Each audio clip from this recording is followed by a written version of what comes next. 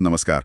आज हम Uttar Pradesh police sub inspector यानी एसआई भर्ती की जो ऑनलाइन लिखित परीक्षा है उसके सिलेबस को जरा गहराई से देखेंगे। जी, हमारे पास इसका ऑफिशियल सिलेबस डॉक्यूमेंट है। हाँ, और हम सिर्फ ये नहीं देखेंगे कि क्या क्या है, बल्कि इसके पीछे की सोच, मतलब क्यों ये सब रखा गया है, उसे समझने की कोशिश करेंगे। हाँ, ये पूरी परीक्षा 400 नंबर की है और इसमें 4 हिस्से हैं, सब 100-100 नंबर के। सही। तो लक्ष्य यही है कि जो तैयारी कर रहे हैं उन्हें एक साफ तस्वीर मिल जाए, और ये देखना भी दिलचस्प है कि कितने अलग अलग तरह के विषय इसमें डाले गए हैं। बिल्कुल। तो शुरू करते हैं पहले वाले से, सामान्य हिंदी 100 नंबर।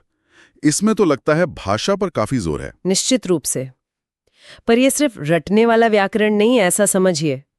हाँ, इसमें हिंदी और दूसरी भारतीय भाषाएं और बेसिक व्याकरण तो है ही। वर्णमाला, तद्भव, तत्सम, पर्यायवाची, विलोम, हाँ, ये सब तो होता ही है। अनेकार्थक, वाक्य शुद्धि, लिंग, वचन।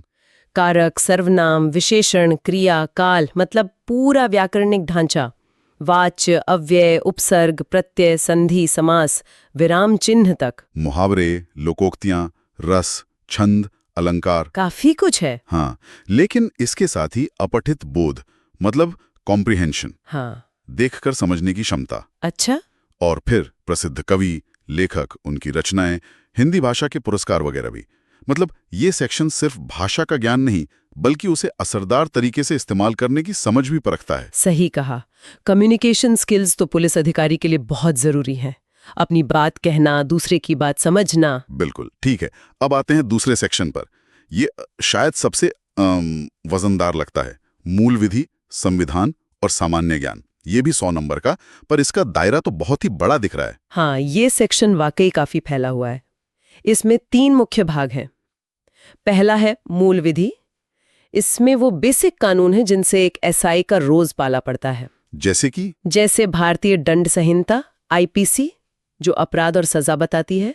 फिर दंड प्रक्रिया संहिता सीआरपीसी, जो कार्यवाही का तरीका बताती है। ओके। और साथ ही महिलाओं, बच्चों, एससी एसटी सदस्यों की सुरक्षा से जुड़े कानूनी प्रावधान, ट्रैफिक नियम, पर्यावरण, वन्य जीव संरक्षण, मानवाधिकार, ये सब। अच्छा खासा है इसमें भी। हाँ, और आरटीआई, आयकर कानून, भ्रष्टाचार निवारण, रासुका, आईटी एक्ट, साइबर अपराध, पीआईएल, भूमि सुधार, भूमि अधिग्रहण, इन सब का सामान्य ज्ञान। मतलब ये दिखाता है कि एसआई का काम कितना फैला हुआ है। और इसी सेक्शन में संविधान भी है। बिल्कुल।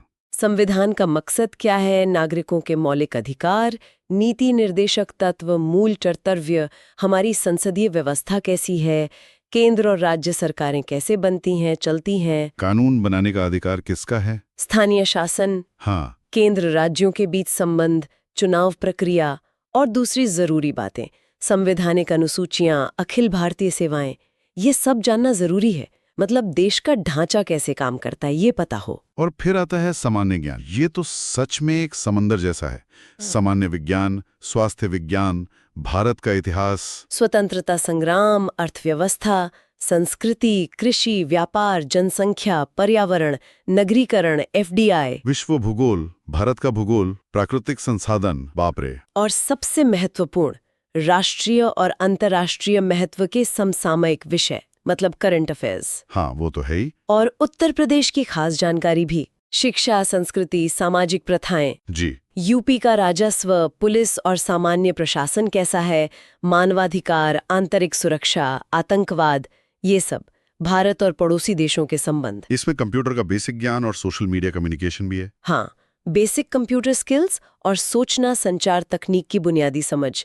देखिए, मकसद हर चीज का विशेषज्ञ बनना नहीं है। हाँ, वो तो मुमकिन भी नहीं। मकसद है एक जागरूक और जिम्मेदार अफसर के लिए जो जरूरी सामान्य समझ है वो विकसित करना। अपने आसपास क्या हो रहा है, देश दुनिया में क्या चल रहा है, टेक्नोलॉजी का क्या रोल है, इसकी बेसिक जानकारी होनी चाहिए। समझ गया। खासकर करंट अफेयर्स और यूपी स्पेशल पर ध्यान देना होगा। चलिए, अब तीसरे सेक्शन पर आते हैं। संख्यात्मक एवं मानसिक योग्यता परीक्षा 100 नंबर। ये मैथ्स और रीजनिंग वाला पार्ट है। हाँ, मोटे तौर पर इसके भी 2 हिस्से हैं। पहला है संख्यात्मक योग्यता, मतलब न्यूमेरिकल एबिलिटी। इसमें बेसिक मैथ्स है, जैसे नंबर सिस्टम, सरलीकरण, डेसिमल, भिन्न, एचसीएफ, एलसीएम। हाँ, अनुपात समानुपात, परसेंटेज, प्रॉफिट लॉस, डिस्काउंट, साधारण और चक्रवृद्धि ब्याज, पार्टनरशिप, औसत, time and work, time and distance. Table और ग्राफ का इस्तेमाल, मेंसुरेशन मतलब अरिथमेटिक। बिल्कुल, ये प्रॉब्लम सॉल्विंग स्किल्स जांचता है। और दूसरा भाग है मानसिक योग्यता यानी मेंटल एबिलिटी। इसमें लॉजिकल रीजनिंग है। अच्छा, जैसे logical diagram, symbol relationship interpretation. हाँ, प्रत्यक्ष ज्ञान बोध, शब्द रचना परीक्षण, लेटर और number series, analogy, direction sense test, data का लॉजिकल एनालिसिस, प्रभावी तर्क, ये सब। ये सोचने और तर्क करने की क्षमता परखता है। तो ये सेक्शन हुआ एनालिटिकल स्किल्स पर फोकस। और अब चौथा और आखिरी सेक्शन, मानसिक अभिरुचि परीक्षा, बुद्धि लब्धि परीक्षा, तार्किक परीक्षा। ये भी 100 अंक का है और ये थोड़ा अलग सा है। ये सेक्शन बहुत बहुत महत्वपूर्ण है, क्योंकि ये सीधे सीधे पुलिसिंग के लिए जो एप्टीट्यूड चाहिए, जो नजरिया चाहिए, उसे परखता है। अच्छा, कैसे? इसका पहला हिस्सा है मानसिक अभिरुचि मतलब मेंटल एप्टीट्यूड।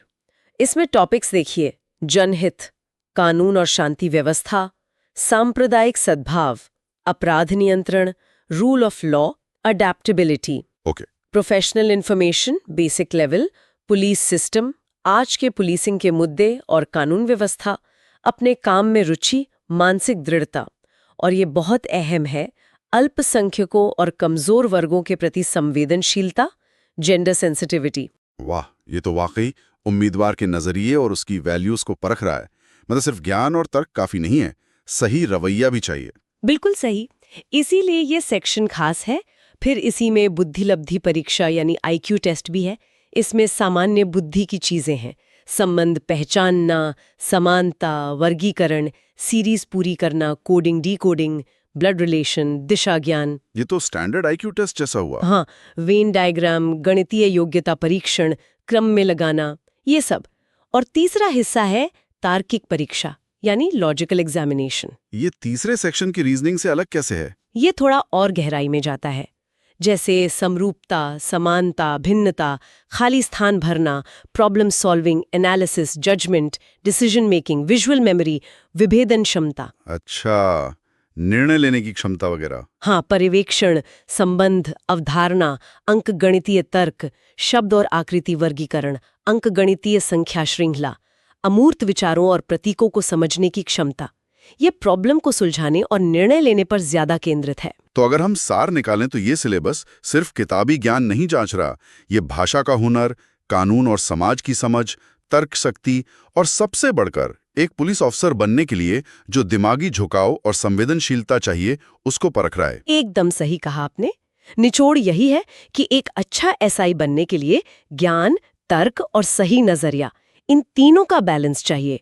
और ये सिलेबस इसी बैलेंस वाले कैंडिडेट को चुनने की कोशिश लगता है। बिल्कुल। और ये सोचने वाली बात भी है कि क्या इतना डिटेल्ड और गहरा सिलेबस सच में भावी अफसरों को जमीनी हकीकत की उन चुनौतियों के लिए तैयार कर पाता है जिनका उन्हें रोज सामना करना पड़ता है? क्या ये संतुलन वाकई सही है? ये एक बड़ा सवाल